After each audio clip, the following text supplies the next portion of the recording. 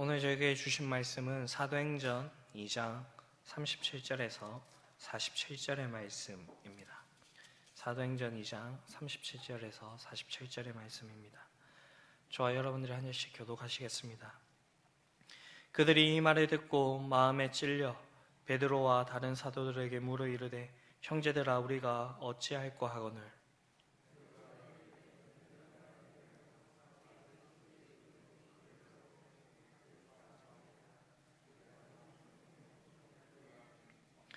이 약속은 너희와 너희 자녀와 모든 먼데 사람 곧 주 우리 하나님이 얼마든지 부르시는 자들에게 하신 것이라 하고,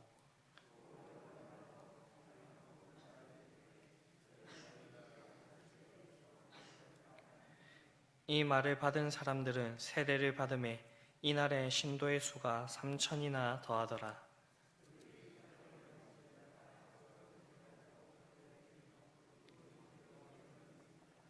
사람마다 두려워하는데 사도들이 말미암아 기사와 표적이 많이 나타나니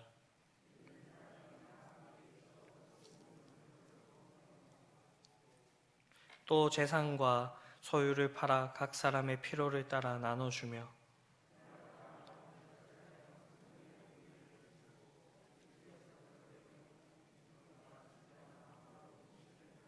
하나님을 찬미하며 또 온 백성에게 칭송받으니 주께서 구원받는 사람을 날마다 더하게 하시더라.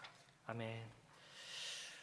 네, 사도행전을 보게 되면 예수님께서 예루살렘을 떠나지 말고 내가 들은 바 아버지의 약속하신 것을 기다리라 라고 이렇게 말씀을 하셨습니다.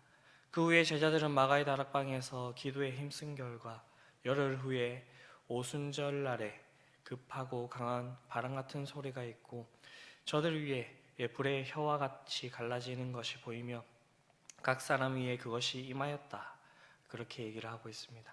그리고 성령 충만함을 받았다라고 그렇게 얘기하고 있습니다. 이때 제자들의 숫자가 120명이었습니다. 이것이 바로 초대교회의 시작이었습니다. 이처럼 초대교회는 오순절 성령 체험으로 신앙의 변화를 받아 부활하신 예수님의 참 증인이 된 사람들이 모여있는 그 자리였습니다. 오늘 본문은 저들이 세술에 취하였다는 조롱에 성령 충만해진 베드로가 설교를 했고 그 설교의 결과가 어떠했는지를 말씀하고 있습니다. 베드로의 설교를 들은 사람들의 마음이 찔렸고요.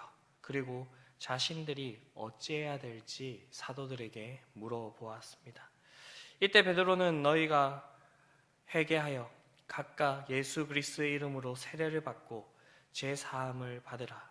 그리하면 성령을 선물로 받을 것이라 라고 그렇게 이야기를 합니다. 이때 그 말을 받은 사람들은 세례를 받았고요. 이날에 더하여진 그 신자의 수가 3,000이라고 그렇게 이야기하고 있습니다. 이러한 일이 일어날 수 있었던 것은 성령의 역사가 있었기 때문이고 베드로가 말한 대로 약속하신 대로 성령의 선물이 있었기 때문입니다. 이 성령의 선물은 성령 세례라고 이렇게 표현을 해볼 수가 있겠습니다. 그렇다면 성령으로 세례를 받는다는 것은 어떠한 뜻을 가지고 있는 것일까요? 우리는 세례라고 하면 바로 떠올리는 것이 있습니다. 네, 그것은 바로 물세례입니다. 저희 교단 말고 이제 다른 교단에서 세례를 받으신 분들은 이제 침례도 이렇게 경험을 해보셨을 것이고, 저희 교단에서 이렇게 세례를 받으신 분들은 거의 대부분이 목사님께서 이렇게 물을 끼얹으시면서 삼위 하나님의 그 이름으로 세례를 주시는 것을 경험을 하셨을 것입니다. 물 세례는 그리스도의 공동체에 입문하는 외적인 의식입니다. 즉 과거의 죄를 씻고 예수 그리스도를 자신의 구주로 믿고 고백하는 자에게 대하여 교회가 그것을 인정하고 물로 세례를 주는 것이죠.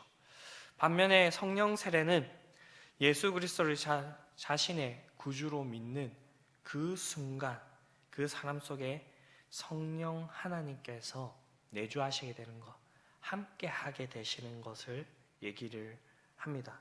다시 말하면 성령님께서 한 개인을 변화시켜서 회개케 하시고 예수 그리스도를 자신의 주로 믿게 하시며 영접하게 하여 중생케 하시는 그 성령의 사역을 가리켜서 성령 세례라고 합니다. 성경에서는 이 성령 세례에 대해서 다양하게 표현을 합니다. 성령의 부음을 받았다, 성령의 인치심을 받았다, 이렇게 표현하기도 합니다. 네, 이러한 그 표현을 통하여서 우리가 알 수 있는 것은 성령 하나님께서 우리를 하나님의 사람임으로 이렇게 증거해 주신다라는 것입니다. 그렇다면 누가 성령 세례를 받을 수 있겠습니까? 오늘날 많은 이단들은 자신들에게 특별한 지식이 있다라고 이렇게 가르치고요. 그리고 그 지식을 알아야지 참된 구원, 참된 성령님을 이렇게 받은 사람이라고 그렇게 얘기를 합니다. 그러나 성경이 얘기하기는 창세전에 그리스도 안에서 우리를 택하셨고 그 기쁘신 뜻대로 우리를 예정하사 예수 그리스도로 말미암아 자기의 아들이 되게 하시는 역사를 우리에게 일으키신다라고 얘기를 합니다. 그리고 오늘 본문 39절을 보게 되면 이 약속의 말씀이 너희와 너희 자녀 그리고 모든 먼 데 있는 사람 곧 우리 주 하나님께서 얼마든지 부르시는 자들에게 하셨다. 하나님께서 부르시는 그 모든 자들에게 일어날 수 있는 그러한 일이라고 그렇게 얘기를 하고 있습니다. 이 말은 복음의 말씀을 듣고 회개하는 그리고 중생받은 그 모든 자들, 하나님께서 예정하셔서 부르시는 자신의 백성이라고 얘기를 할 수가 있습니다. 우리는 이 사람들이 누군지 다 알지 못하죠. 그래서 하나님께서는 전도에 미련한 것으로 하나님을 믿는 자들을 더하시는 것을 기뻐하신다라고 그렇게 얘기를 하고 있습니다. 이 말씀을 전할 때에 이 말씀을 받는 사람들이 있습니다. 네, 그 사람들이 바로 성령 세례를 받을 수 있는 그러한 자들입니다. 그럼 이렇게 하나님의 자녀가 된 사람들의 특징이 무엇일까요? 그것은 예수님을 나의 주님이라고 고백하게 된다라는 것입니다.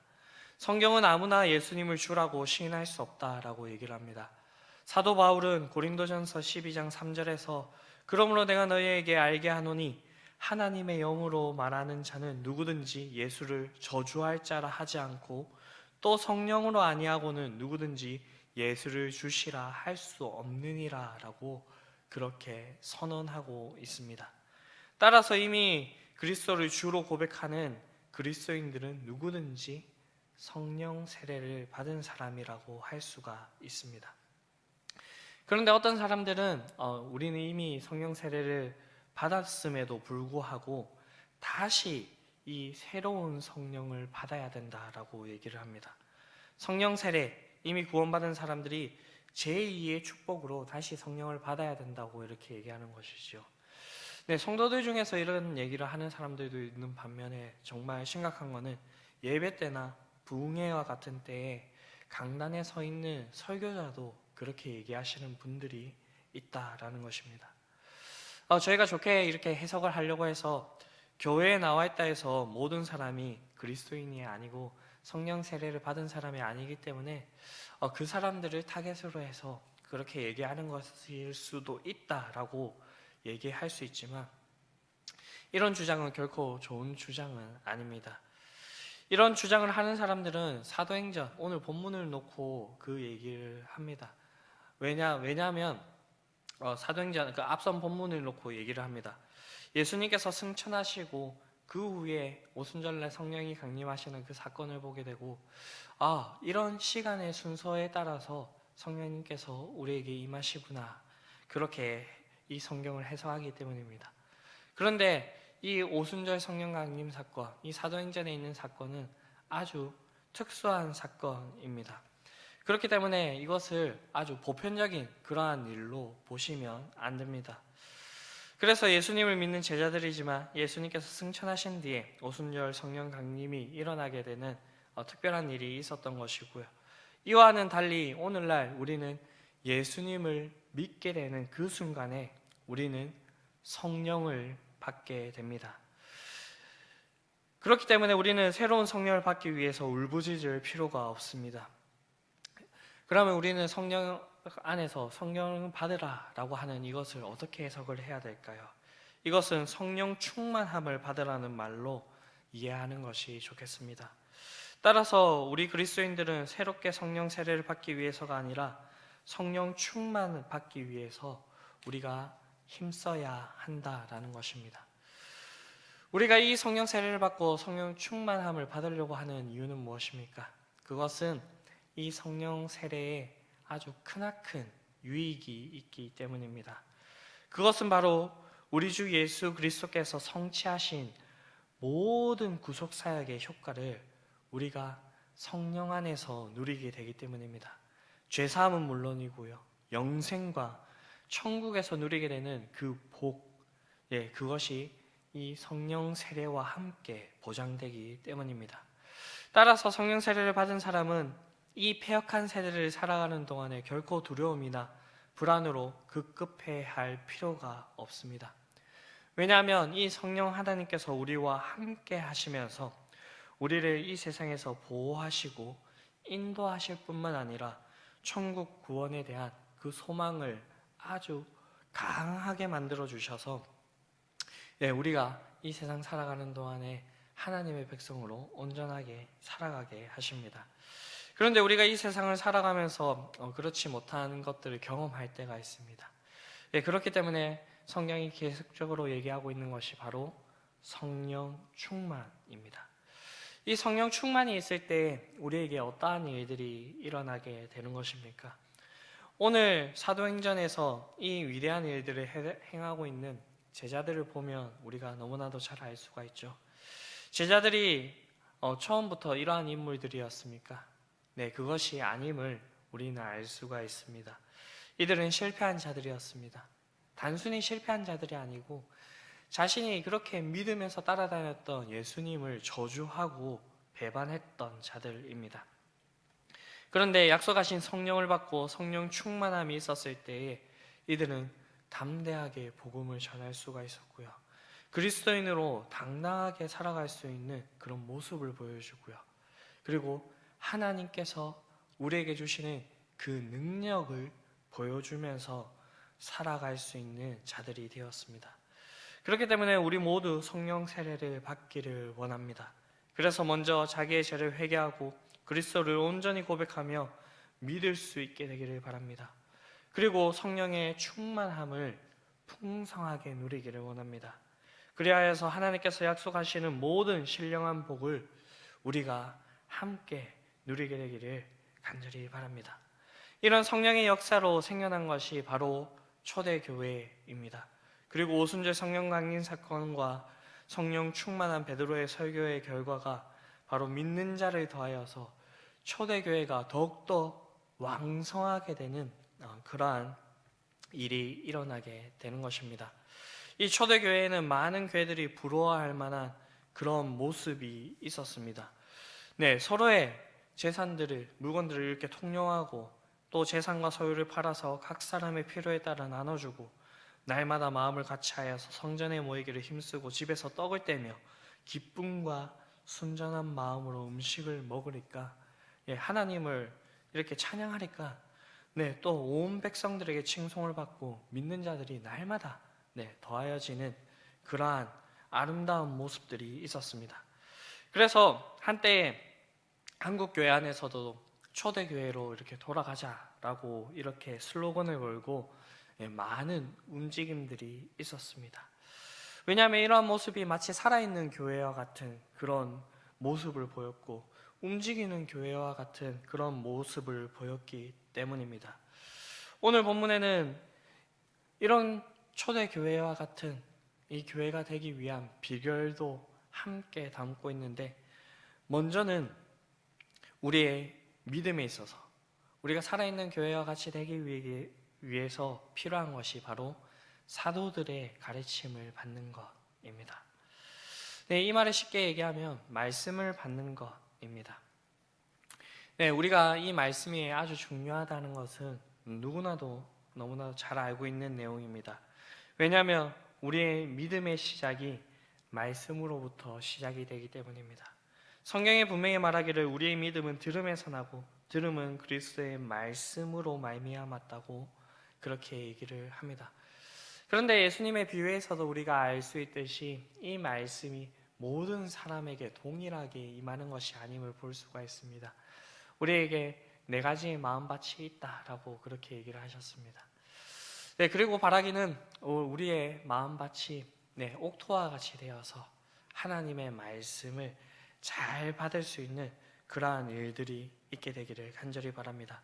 또한 우리의 성장에도, 그리고 우리가 이 세상을 살아가는 동안에 우리가 흔들리지 않는 그 일에도 이 말씀이 아주 크나큰 그러한 일들을 하는 것을 볼 수가 있습니다. 그런데 일부 교회에서는 성령의 은사, 능력을 아주 중요시해서 이 말씀을 무시할 때가 있습니다. 이 성령의 은사들은 우리가 분명히 사모해야 될 아주 아름다운 것들이고 복된 것들입니다. 그러나 말씀이 함께 해야 합니다. 사도행전은 예수님의 약속이 있었고 성령 강림하는 그 역사가 있은 뒤에 다시 사도들의 가르침이 있고 그 뒤에 여러 가지 기적들과 이적들이 일어나는 그 모습을 볼 수가 있습니다. 이러한 일들이 우리 서울시민교회도 풍성하게 되기를 간절히 바랍니다. 둘째로 초대교회는 모이기에 힘썼습니다. 하나님의 능력으로 새 사람이 된 저들이 함께 모여서 교제하고 떡을 뗐다는 그러한 기사들을 볼 수가 있습니다. 그리고 히브리서에 보게 되면 마지막 때가 가까울수록 더욱더 모이기에 힘쓰고 모이기를 패하는 자들과 같이 그러한 습관을 따르지 말라라고 그렇게 얘기를 하고 있습니다. 이제 사회적 거리두기가 해제되었습니다. 다시 모일 수 있는 그 기반이 마련이 된 것이죠. 저희 서울시민교회가 다시 예전과 같이 모여서 함께 교제하고 떡을 떼며 순전한 기쁨이 그 자리에 넘치게 되는 그러한 일들이 있게 되기를 간절히 바랍니다. 마지막으로는 기도하기에 힘썼습니다. 기도에는 힘이 있습니다. 왜냐하면 하나님께서 이 기도의 내용들을 들으시겠다라고 하셨고, 그리고 이 기도의 내용을 들으시고 하나님께서 친히 움직여 주시기 때문입니다. 우리가 부르짖을 때 하나님께서 우리에게 크고 놀라운 비밀된 그 일들을 우리에게 보여주시겠다라고 얘기를 합니다. 우리에게는 그러한 경험이 있지요. 담임 목사님께서도 설교 시간에 한번 언급하셨지만 저희가 70일 새벽 기도회를 시작할 때에 이 코로나와 그리고 이 교회가 다시 모일 수 있게 되기를 간절히 바랬습니다. 그리고 이 70일 새벽 기도회가 끝나는 그 시점에 맞춰서 사회적 거리두기가 해제가 되었습니다. 이것을 우연으로 볼 수도 있지만 저희는 기도하고 그것을 바랬기 때문에 결코 이것이 우연이 아님을 그렇게 믿습니다. 저희가 작정하고 기도했던 그러한 결과라고 그렇게 볼 수가 있습니다. 오직 하나님의 능력이 함께 하실 때 교회가 세워지고 그 교회는 살아서 움직이는 생명력 있는 교회가 됨을 볼 수가 있습니다. 우리 서울시민교회도 성령의 역사로 인해서 40여 년 전 이 땅 가운데 세워졌고 지금까지 유지되어 왔음을 믿습니다. 긴 코로나의 시간이 지나고 다시 모일 수 있는 여건이 마련되었습니다. 우리 서울시민교회가 초대교회 같이 아름다운 교회가 되기를 원합니다. 그렇기 위해서는 날마다 성령 세례가 있어야 되겠고요. 그리고 성령 충만이 있어야 되겠습니다. 그리고 오늘 본문에서 말하고 있는 이 비결과 같이 우리가 말씀을 받으며 서로 떡을 떼며 교제하고 기도하기를 힘쓰는 그러한 일들이 풍성하게 있게 되기를 바랍니다. 그렇게 하여서 우리 서울시민교회가 처음 세워졌을 때보다 더욱더 복음으로 왕성해지는 교회, 더욱더 하나님의 그 능력으로 생명력이 있는 그런 교회가 될 수 있게 되기를 간절히 바랍니다.